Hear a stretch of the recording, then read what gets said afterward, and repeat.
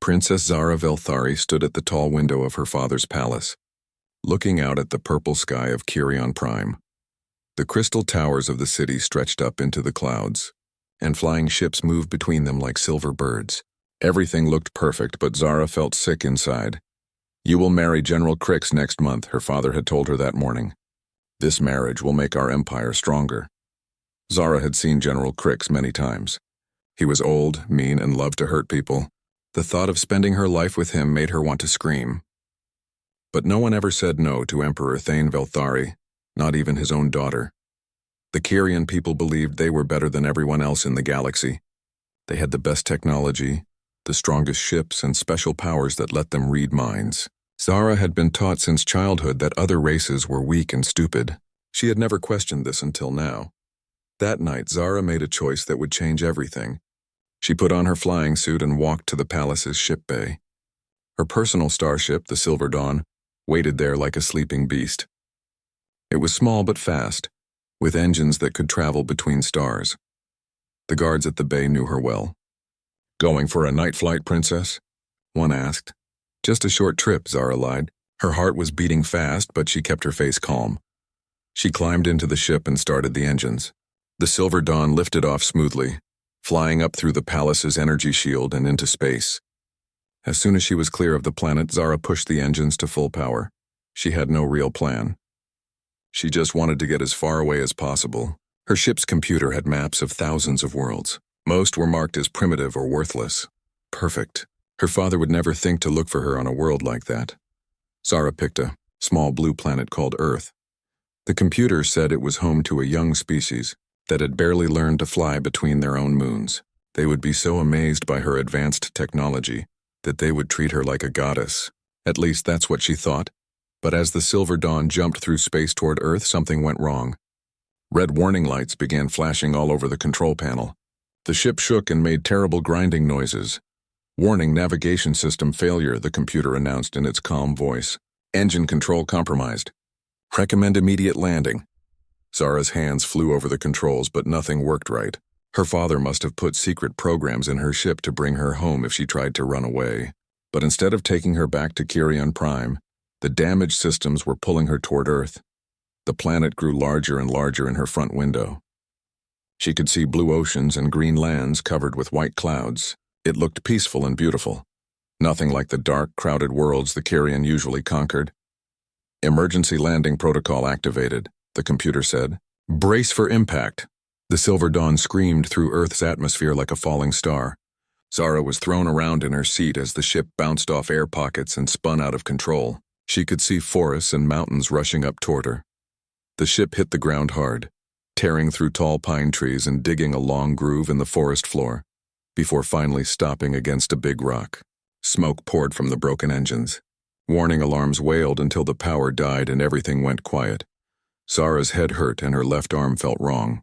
When she tried to stand up, the world spun around her. The ship's door was stuck, but she managed to force it open with her good arm. She stumbled outside and looked around. Tall green trees stretched in every direction. The air smelled like pine and dirt.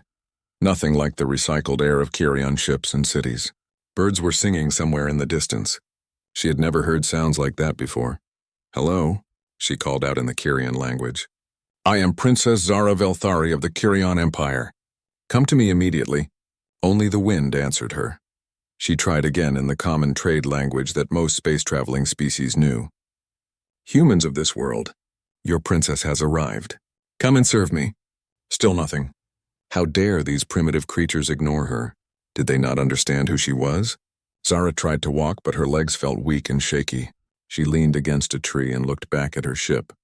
The Silver Dawn was badly damaged. Pieces of the hull were scattered around the forest floor. The engines were completely dead. As the sun began to set, Zara realized she was in real trouble. She had never been alone before, never had to take care of herself. On Kirion Prime, servants brought her food and did everything she needed. She didn't even know how to start a fire or find water. The forest was getting dark and scary. Strange sounds came from the shadows between the trees. What if there were dangerous animals here? What if no one ever found her? Just when Zara was starting to panic, she heard a new sound. Footsteps crunching on fallen leaves. Someone was coming. A man stepped out from behind the trees. He was tall and strong-looking, with short brown hair and kind brown eyes. He wore simple clothes, blue pants and a green shirt, that were dirty from working. In his hands he carried some kind of primitive weapon for hunting. The man stared at Zara, then at her crashed ship, then back at Zara.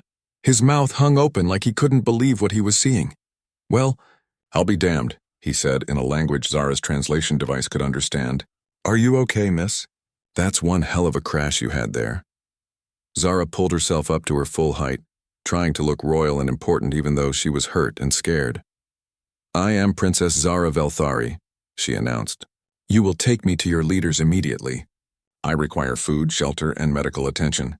You will be rewarded for serving me well." The man looked confused for a moment.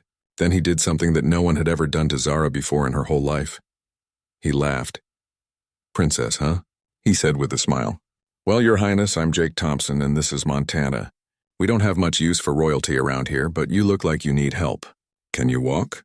Zara couldn't believe it. This primitive human was making fun of her.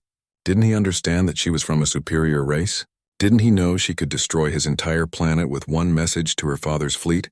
But as she tried to take a step forward, her hurt arm sent waves of pain through her body and her legs gave out. Jake caught her before she could fall. "Easy there," he said gently. "You've been through a lot. Let's get you somewhere safe and warm. We can figure out the rest tomorrow." For the first time in her life, Princess Zara Velthari had to depend on someone else's kindness. She didn't like it at all, but as Jake helped her walk away from her broken ship, she realized she had no choice. Her real education was about to begin. Jake Thompson's truck bounced along the dirt road as he drove Zara away from the crash site. She sat in the passenger seat, trying to look dignified even though her arm was in a makeshift sling made from Jake's spare shirt. "Where are you taking me?" she demanded. "I need to speak with your planetary government immediately." Jake glanced at her and shook his head. "Lady, I don't know what kind of movies you've been watching, but that's not how things work around here. The nearest hospital is 2 hours away, and you don't look like you can handle that ride right now." "Hospital?" Zara was confused. "What is this hospital?" "It's where we take hurt people to get fixed up." Jake looked worried. "Don't you have hospitals where you come from?" Zara thought about the medical centers on Kyrian Prime, where machines could heal any injury in minutes. "We have different methods." Jake's auto repair shop sat on the edge of Pine Ridge, a small town surrounded by mountains and forests. The building was old and simple, made of wood and metal. Tools and car parts were scattered around the yard. To Zara, it looked like a junkyard. "This is where you live?" she asked, unable to hide her disgust. "Home, sweet home," Jake said as he helped her out of the truck. "It's not much, but it's mine." Inside the shop, Jake cleared some space and made Zara sit on an old chair. He brought her water in a plastic cup and some bread with something called peanut butter. "Eat this," he said. "You need to get your strength back." Zara stared at the food. On Kyrian Prime, her meals were prepared by master chefs and served on golden plates. This looked like animal food. "I cannot eat this," she said. "Bring me proper food fit for royalty." Jake sat down across from her and gave her a long look. "Listen, princess, or whatever you are. I don't know what kind of game you're playing, but you're hurt and stranded in the middle of nowhere. I'm trying to help you, but I'm not your servant. You can eat what I give you, or you can go hungry. Your choice." No one had ever spoken to Zara like that. For a moment she was so angry she could barely speak. How dare this primitive human treat her this way? She tried to use her mind-reading powers to control his thoughts, but nothing happened. Her telepathic implants must have been damaged in the crash. Her stomach growled loudly. She hadn't eaten anything since breakfast, and the strange food was starting to smell good. Very carefully, she took a small bite of the bread. It was actually quite tasty. "There you go," Jake said with approval. "Now want to tell me what really happened?" "That was no airplane that crashed in my woods," Zara thought quickly. She couldn't tell him the truth about her alien technology. These humans were too primitive to understand. "I am from very far away," she said. "My vehicle had mechanical problems." "Uh-huh." Jake didn't look convinced. "And where exactly is very far away?" "You would not know the place," Zara said coldly. Jake showed Zara to a small room above his shop. It had a bed, a table, and a tiny bathroom. The walls were bare wood and the only window looked out at the forest. "This is where I'm supposed to sleep?" Zara asked. "It's clean and dry," Jake said. "The bed's comfortable enough." Bathroom's through that door. Zara looked around the tiny room. It was smaller than her closet back home. But she was so tired that even this primitive shelter looked good. You will bring me servants in the morning, she told Jake. I require someone to dress me and prepare my meals. Jake stopped in the doorway and turned around. Lady, I don't know what planet you think you're on, but around here people take care of themselves. If you want clean clothes, you wash them. If you want food, you help make it. That's how it works. I have never done such things, Zara protested. I am royalty. Well, Your Royal Highness, Jake said with a tired smile. Welcome to the real world. The next morning, Zara woke up sore and confused. Sunlight was coming through the window, and she could hear Jake working in the shop below. Her stomach was growling again. She tried to use the bathroom but couldn't figure out how the simple faucet worked. On Kyrian Prime, everything was controlled by thought or voice commands.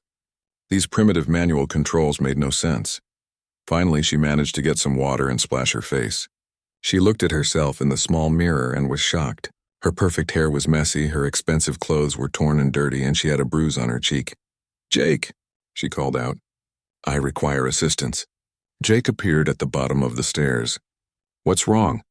I need someone to fix my hair and bring me proper clothes, Zara said.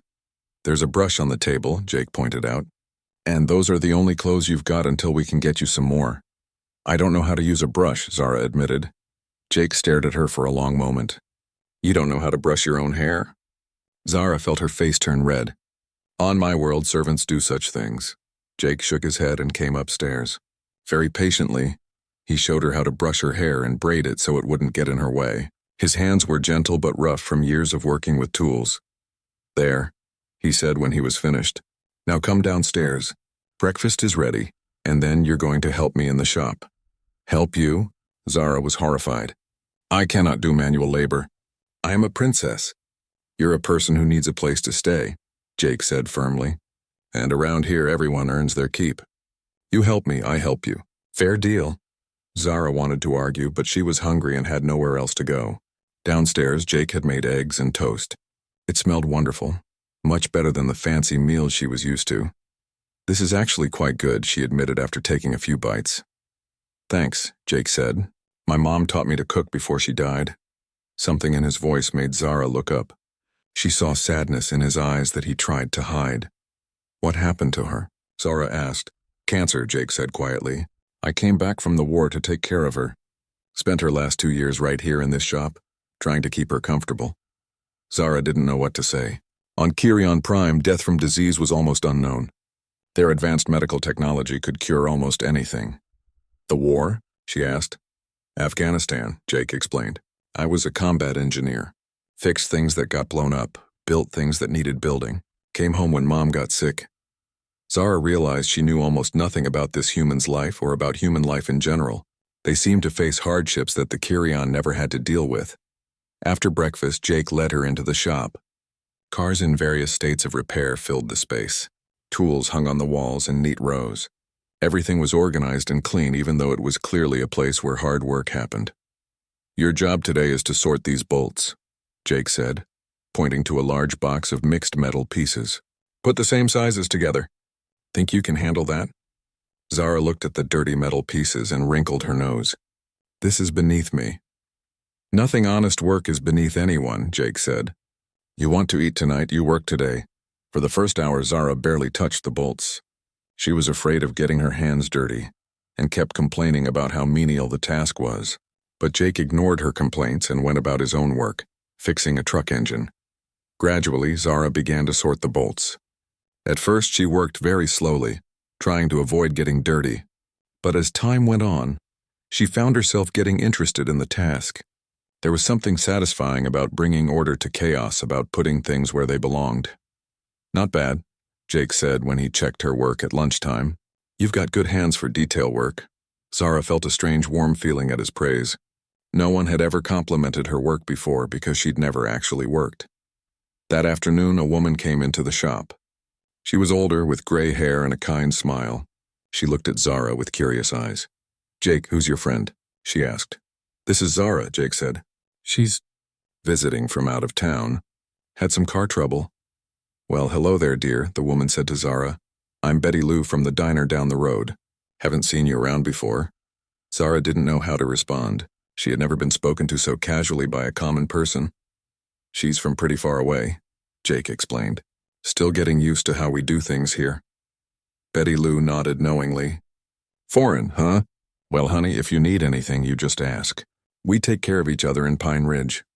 After Betty Lou left, Zara asked Jake, why did she offer to help me? She doesn't even know who I am. That's what people do here, Jake said. We help each other out. Even strangers? Especially strangers, Jake said. Someone far from home needs help the most. That evening, as Zara ate another simple but delicious meal that Jake had cooked, she thought about everything that had happened. Her hands were dirty and her back hurt from bending over the bolt box all day. But she had accomplished something real, something useful. For the first time in her life, Princess Zara Velthari had earned her food and shelter through her own work. She didn't like it, but she couldn't deny that it felt different from just being given things because of who her father was. As she fell asleep in the small room above Jake's shop, she wondered what tomorrow would bring. One thing was certain, her old life felt very far away.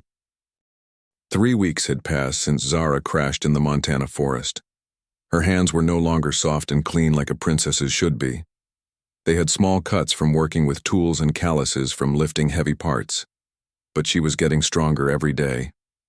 Jake had been patient with her, teaching her one skill at a time. First sorting bolts and screws, then cleaning parts with brushes and chemicals. Now she was learning to use simple tools like wrenches and screwdrivers. Hand me that socket wrench, Jake said from under a pickup truck. Zara looked at the tool rack and picked up the right one. A month ago, she wouldn't have known what a socket wrench was. Now she could find any tool Jake needed. Thanks, Jake said as she handed it to him. You're getting good at this. The praise made Zara feel warm inside. She had never realized how good it felt to be useful, to help someone accomplish something important. Jake, she said carefully, why do you fix these machines? Where I come from, when something breaks, we just get a new one. Jake slid out from under the truck and sat up, wiping grease off his hands. Because not everyone can afford new things. Mrs. Patterson needs this truck to get to her job at the hospital. She's got 3 kids and can barely pay her bills. If I can fix her truck for $50 instead of her having to buy a new one for $20,000, that helps her family eat. Zara thought about this. On Kyrian Prime, no one worried about money or food. The Empire's slaves did all the work, and the ruling class took whatever they wanted. But what do you get from helping her? Zara asked. I get paid enough to keep this place running, Jake said. But more than that, I get to help my neighbors. Mrs. Patterson is a good person.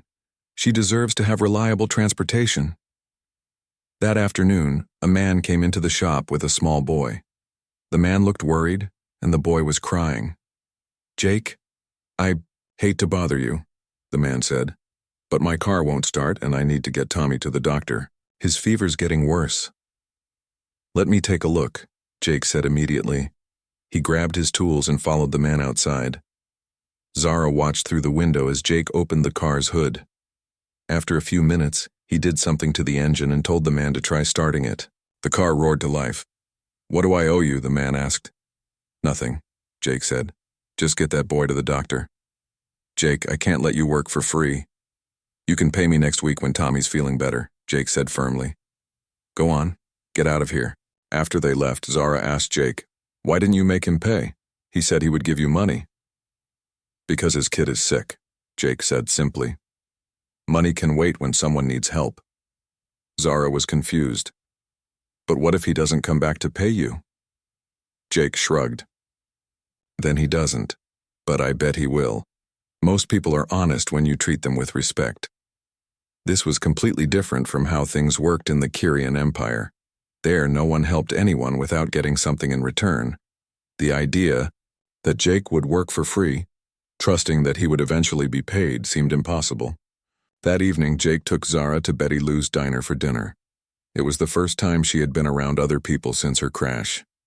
She was nervous. Don't worry, Jake said quietly as they walked in. Just be yourself. Well, maybe not completely yourself. The diner was full of local people eating and talking. When Jake and Zara walked in, several people called out greetings. Hey, Jake. How's that engine rebuild coming along? Evening, Jake. Zara, good to see you again. Betty Lou came over with a big smile. Well, look who finally got our foreign visitor out of that dusty shop. Zara, honey, you look like you've been putting in some hard work. Zara looked down at her clothes. They were clean but simple. Jeans and a t-shirt that Jake had bought for her in town. So different from the flowing robes and jewelry she used to wear. Jake has been teaching me about machines, Zara said carefully. That's wonderful, Betty Lou said. It's good to learn useful skills. What can I get you two for dinner? As 8 people from around the diner stopped by their table to chat. An old man named Frank talked about his farm. A young woman named Lisa asked if Jake could look at her car's brakes. A teenage boy showed Jake a picture of a motorcycle he was hoping to buy. Zara watched it all with amazement. These people genuinely cared about each other. They shared problems and solutions, celebrated each other's successes, and offered help without being asked. Frank, Jake said to the old farmer, didn't you say you needed help bringing in your hay crop? Well, yes, but I can't pay much for workers, Frank admitted. I didn't say anything about paying, Jake said. It's Saturday. I can bring a few people out to help. We'll have it done in half a day. Jake, I can't ask you to work for free. You're not asking, I'm offering, Jake said with a smile. Besides, remember when you helped me fix my roof after that storm? People help each other around here. On the way home, Zara was quiet. Finally, she asked, Jake, why does everyone help each other so much? What do they get from it? Jake thought for a moment as he drove. They get to live in a place where people care about each other. When I needed help after my mom died, the whole town showed up. Betty Lou brought food every day for 2 weeks. Frank helped me fix things around the shop that I couldn't manage alone. Sheriff Tom made sure I had everything I needed to keep the business running. But you could have managed alone, couldn't you? Zara asked. Maybe, Jake said, but I didn't have to. That's the point.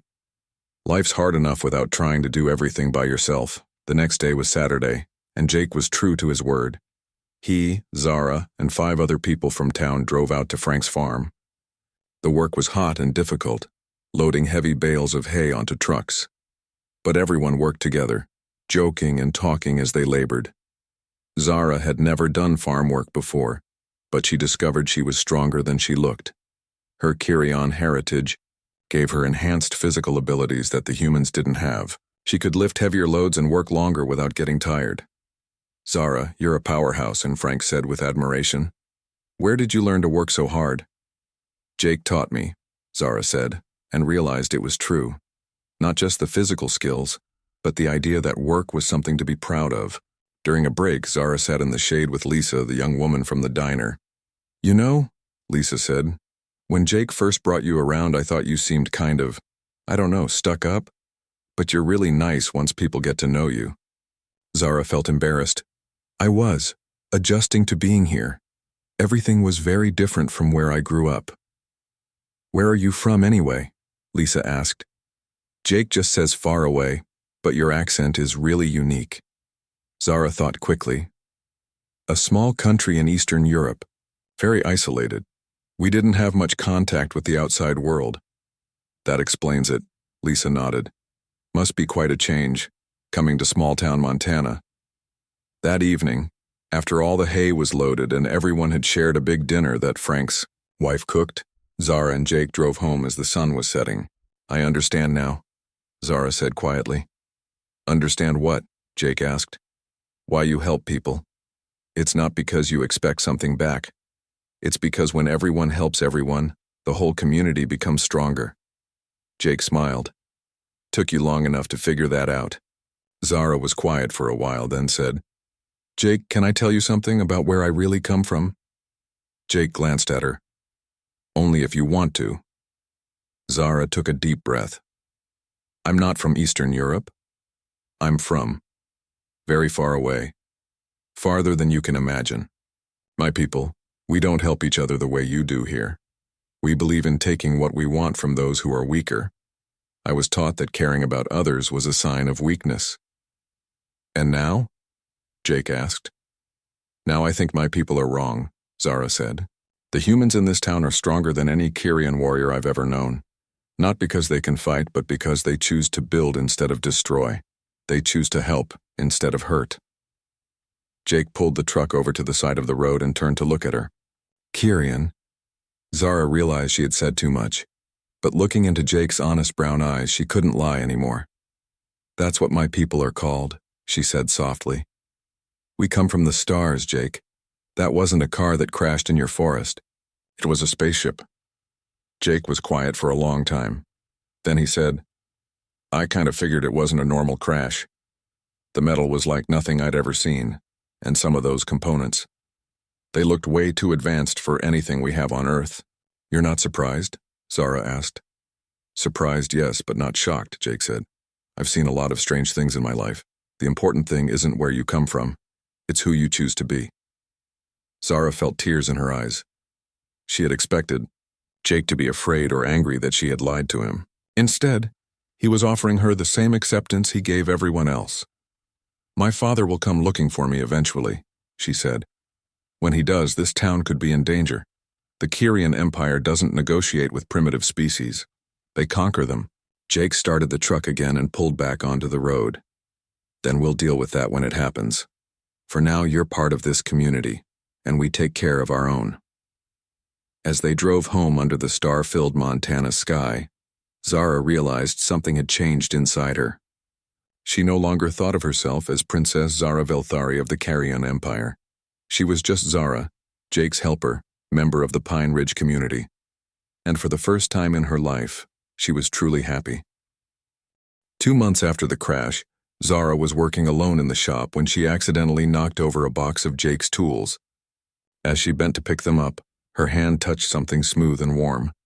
One of her damaged ship components had gotten mixed in with Jake's equipment. The moment her skin made contact with the Kirian technology, it activated. A blue light filled the workshop, and suddenly a holographic image appeared in the air. It was her father, Emperor Thane Velthari, looking as stern and powerful as ever. My daughter. The recorded message began in the Kirian language. If you are seeing this, then you have survived the crash of your ship. I know you fled to avoid your marriage to General Crix, but your childish rebellion ends now. Zara's heart pounded as her father's image continued speaking.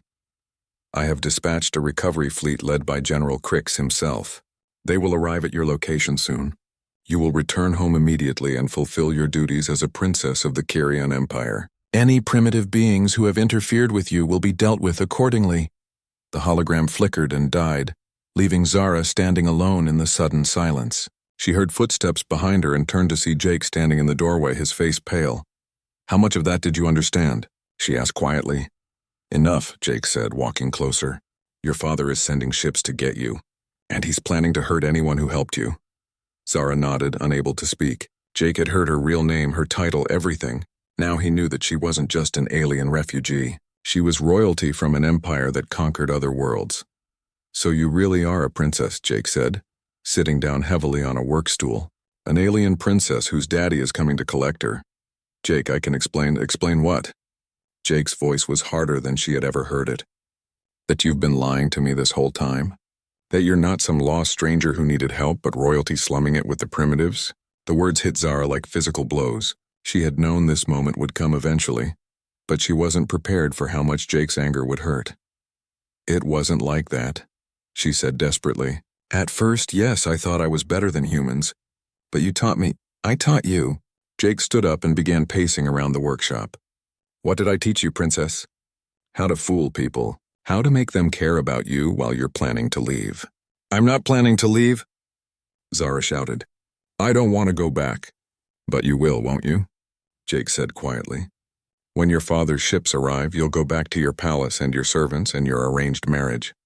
And this will all just be a fun adventure you had once. Zara felt tears running down her face. You don't understand. If I go back, I'll have to marry General Crix. He's cruel and violent. But if I don't go back, my father will destroy this town to punish me. Jake stopped pacing and looked at her. What do you mean, destroy the town? The Kirian Empire doesn't negotiate with primitive species, Zara explained, using her people's own words. They conquer or destroy. My father sees humans as barely more than animals. If I refuse to come home, he'll make an example of Pine Ridge to show me what happens when I disobey. Jake ran his hands through his hair, thinking hard. How long do we have? I don't know. Carry-on ships are fast, but space is large. Days, maybe weeks. Then we need to prepare, Jake said firmly. Prepare for what? Zara asked. To fight, Zara stared at him. Jake, you don't understand what you're saying. Kyrian technology is thousands of years ahead of Earth's. Their ships have energy weapons that can level cities. Their soldiers wear armor that makes them nearly invulnerable. So we're just supposed to give up? Jake asked. Let them take you and destroy our town? I'll go with them, Zara said quietly. I'll return willingly. Maybe if I cooperate, my father will spare Pine Ridge. No. Jake's voice was flat and final. What do you mean, no? Jake walked over to her and took her hands in his. For the first time since the hologram appeared, his voice was gentle. Zara, these past 2 months, watching you grow and change and become part of our community, I've fallen in love with you. Not with a princess, not with an alien, but with the woman who sorts my bolts and helps our neighbors and makes me laugh every day. Zara felt her heart skip a beat. Jake, I love you, he continued, and I'll be damned if I'm going to let them drag you off to marry some monster. We'll find another way. Before Zara could respond, Jake kissed her. It was gentle and sweet, and it made her realize that she loved him too. Not because he was useful to her or because he served her, but because he was kind and brave and good. When they broke apart, Zara was crying again, but now they were tears of joy mixed with fear. I love you too, she whispered. But Jake, even if we could somehow defeat a Kyrian fleet, where would we go? They'll never stop hunting me. Then we make our stand here, Jake said. This is our home. These are our people. If we're going to fight, we fight for something worth defending. Over the next few days, Jake contacted his old military friends. Colonel Lisa Brooks, his former commanding officer, drove up from Denver. Danny Kim, who had been the unit's tech specialist, flew in from California. Soon Jake's shop was full of former soldiers studying Kyrian technology and making plans. This energy weapon design is incredible, Danny said, examining a piece from Zara's ship. If we could adapt it to work with Earth materials, the power requirements would be enormous, Lisa pointed out. We'd need a massive energy source. What about the ship's reactor? Zara suggested. It's damaged but not destroyed. With some modifications, it might work. Jake looked at her with surprise. You know how to modify alien reactors? I paid attention during my engineering classes, Zara said with a small smile. I never thought I'd need that knowledge, but apparently being a spoiled princess didn't prepare me for real life. They worked around the clock, combining human ingenuity with Kyrian science. Zara shared everything she knew about her people's technology and military tactics. Jake's mechanical skills proved invaluable in adapting alien components to human weapons. Sheriff Tom Rodriguez coordinated with the townspeople, organizing evacuation plans for families with children, while recruiting volunteers to stay and fight. Betty Lou turned her diner into a command center, serving coffee and sandwiches to the growing resistance. I can't believe we're planning to fight aliens, Lisa said during a brief rest break. Not aliens, Jake corrected. Bullies. Doesn't matter what planet they're from. 3 days later, the sky changed. Strange lights appeared among the stars, growing brighter each night. Zara's translation device picked up Kyrian communication signals. They're here, she announced grimly. The next morning, massive ships appeared in the sky above Pine Ridge. They were beautiful and terrifying, like silver birds with wings made of energy. The largest ship landed in the field outside town, crushing trees and scorching the earth with its engines. A ramp lowered from the ship's belly, and soldiers marched out. They were tall and imposing in their gleaming armor, carrying weapons that hummed with deadly power. At their head walked General Crix Moldar, the man Zara was supposed to marry. Crix was everything Zara remembered and worse. His face was cruel and scarred, his eyes cold as winter stars. When he smiled, it looked more like a predator showing its teeth. Behind the general walked a figure that made Zara's heart sink. Emperor Thane Velthari himself had come to retrieve his daughter. Her father was tall and regal, wearing robes that seemed to be made of liquid starlight. His presence radiated authority and power. Even from a distance, Zara could feel his displeasure like a cold wind. A voice echoed across the town, amplified by Kyrian technology. Humans of this primitive world, General Crix announced, you are harboring a fugitive from the Kyrian Empire. Surrender Princess Zara Velthari immediately, and your deaths will be swift. Jake, Zara, and their small army of volunteers were hidden in buildings around the town square. They had weapons cobbled together from Kyrion technology and human determination. But looking at the overwhelming force before them, Zara wondered if they had any chance at all. "Last chance," Jake whispered to her. "You can still surrender. Try to negotiate." Zara looked at the man she loved, then at the town that had become her home, then at the friends who were ready to die defending both. She thought about the life waiting for her back on Kyrion Prime. A golden cage, an arranged marriage, a future spent watching her people conquer and destroy other worlds. "No," she said firmly. "I made my choice months ago. I'm staying here, with you, with our people." Jake smiled and checked his improvised energy rifle. "Then let's show these bullies what humans do when someone threatens our family." In the town square, General Crix was growing impatient. "Very well," he announced. "Since you refuse to cooperate, we will take the princess by force and reduce your settlement to ash as an example to other primitive worlds." He raised his hand to signal the attack. But before he could give the order, a voice rang out across the square. "I'm right here, Crix." Zara stepped out of her hiding place, no longer wearing simple human clothes but a combat suit she had built from pieces of her ship. Jake emerged beside her along with the other defenders. "Hello, father," Zara called out. "I see you brought the family pet to fetch me." Emperor Thane's face showed no emotion, but General Crix's eyes blazed with anger. "You dare insult me, you spoiled child?" Crix snarled. "I will enjoy teaching."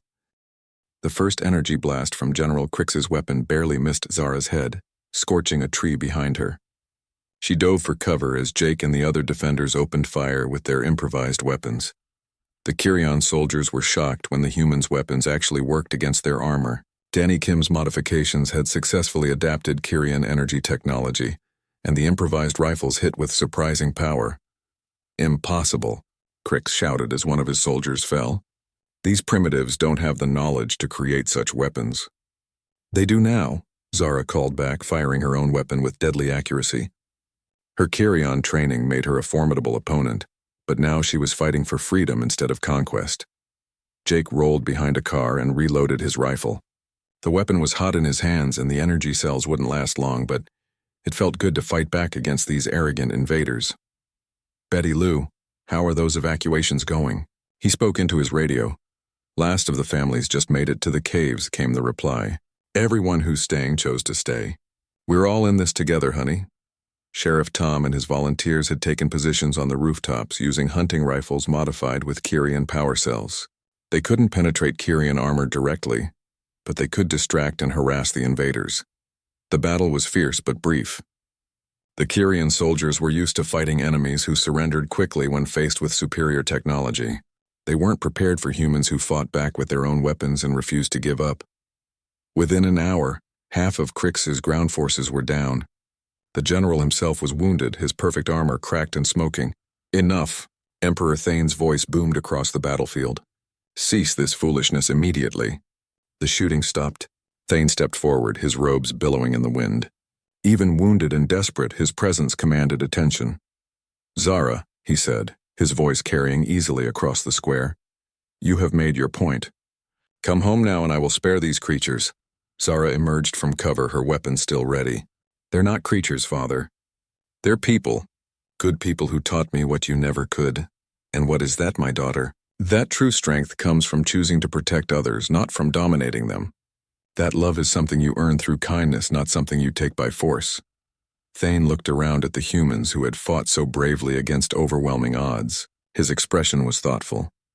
"You would throw away your birthright for these people?" "Yes," Zara said without hesitation. "Because they gave me something our empire never could. They gave me a choice." General Crix struggled to his feet, blood running down his face. "Emperor, let me finish this. I'll burn this entire planet to teach her—" "No." Thane's voice was quiet but final. "You have failed, Crix. Failed to capture one girl and failed to defeat a handful of primitives with weapons they built in a garage. But the princess has learned lessons that perhaps we needed to learn as well," Thane said, still looking at Zara. Jake stepped up beside Zara, his rifle lowered but ready. "Sir," he said to Emperor Thane, "with respect, your daughter doesn't belong to you or anyone else. She's free to choose her own life." Thane studied Jake with new interest. "You are the one who taught her these ideas?" I didn't teach her anything, Jake said firmly. I just showed her how humans treat each other. The learning was all hers. And you would fight an entire empire for her? Jake looked at Zara, then back at the Emperor. I'd fight anyone who tries to hurt the people I love. That's what we do here. For a long moment, Thane was silent. Then he did something no one expected. He began to laugh. Remarkable, he said. Absolutely remarkable. My daughter runs away to a primitive world and finds warriors who fight with weapons built from scrap metal and powered by determination. He walked closer to Jake, studying him like a curious scientist examining a new species. Tell me, human, what do you see when you look at my daughter? I see a woman who's stronger than she knows, Jake said honestly. Someone who chose to learn and grow instead of staying comfortable. Someone who cares more about doing what's right than doing what's easy. And when you look at my empire, Jake glanced at the fallen Kyrian soldiers, at the arrogant General Crix, at the massive ships hanging in the sky like threats. I see people who forgot that real power comes from lifting others up, not tearing them down, he said. Thane nodded slowly. Perhaps you are right. Perhaps we have become so focused on conquest that we forgot what we were trying to achieve. General Crix stepped forward angrily. Emperor, you cannot be considering— I am considering many things, Thane said coldly, including whether a general who cannot defeat a handful of mechanics is worthy of commanding my fleets. He turned back to Zara. My daughter, you have clearly found something here that our empire could not give you. Very well, you may stay. Zara could barely believe what she was hearing. Father? But, Thane continued, you will no longer be princess of the Kyrian Empire. If you choose this world, you choose it completely. You cannot return home. Zara looked at Jake, at the townspeople emerging from their hiding places, at the friends who had risked their lives for her. Then she looked back at her father. I understand, she said, and I accept. Thane nodded with something that might have been pride. Then I name you ambassador to this world. If these humans have lessons to teach, perhaps it is time the Kyrian Empire learned to listen. General Crix exploded in fury. This is madness. These primitives are nothing. They should be enslaved, not bargained with. General Crix, Thane said in a voice like winter ice, you are relieved of command. You will return to Kyrian Prime to face charges of incompetence and insubordination. As Kyrian soldiers dragged the protesting general away, Thane approached Jake and Zara. I do not fully understand what has happened here, he said, but I cannot ignore the evidence. My daughter has grown stronger, not weaker among your people. Your warriors fight with a courage that my soldiers, for all their training and equipment, seem to lack. He paused, then extended his hand to Jake in a gesture of respect. Perhaps there are things the Kyrian Empire can learn from humanity. Jake shook the Emperor's hand. There are things we can all learn from each other if we're willing to listen. 1 year later, Pine Ridge had changed dramatically. The town was now home to a joint human-Kyrian research facility, where scientists from both worlds worked together on projects that benefited everyone. Zara and Jake's wedding was a celebration that mixed human and Kyrian traditions. Betty Lou catered the reception, Frank provided fresh vegetables from his farm, and Emperor Thane himself attended via hologram, giving his blessing to the union. Jake's auto repair shop had expanded into something that looked more like a spaceship hangar than a garage. Zara worked beside him every day, using her knowledge of advanced technology to help solve problems that would have been impossible just years before. The townspeople had adapted to their new alien neighbors with typical human flexibility. Sheriff Tom had learned to communicate with Kyrian security officers. Lisa worked with Kyrian military advisors to improve Earth's defenses. Even Betty Lou had learned to cook Kyrian food, though she insisted it needed more seasoning. But the biggest changes were in Zara herself. She had traded her princess robes for mechanic's overalls, her palace for a simple house on the edge of town, and her title for something far more valuable, a life she had chosen for herself. Do you ever regret giving up being a princess? Jake asked one evening as they sat on their porch watching the stars. Zara leaned against his shoulder and smiled. I didn't give up being a princess, she said. I learned what it really means to be one. Oh? And what's that?